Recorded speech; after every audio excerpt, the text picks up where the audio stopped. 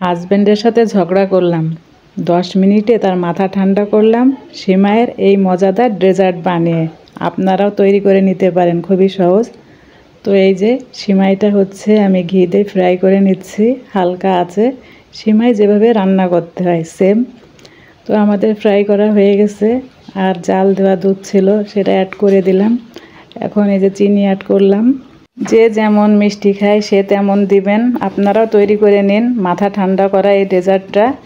তো এই যে একটু লবণ অ্যাড করলাম পরিমাণ মতো, দুধ কম হয়ে গেছে আবারও কিছু দুধ অ্যাড করলাম। আর এই ফলগুলা দিব এর ভিতরে, হাতের কাছে যে ফল থাকবে সেটা দিলেই হবে। এখানে আনার আছে, কলা আছে, খেজুর আছে, সবেদা ছিল কিন্তু মেয়ে দিতে দিল না। তো আমাদের সিমাই রান্না কিন্তু প্রায় কমপ্লিট। সিমাইটা যখন ঠান্ডা হয়ে যাবে তখন আমি ফলগুলো অ্যাড করে দিচ্ছি।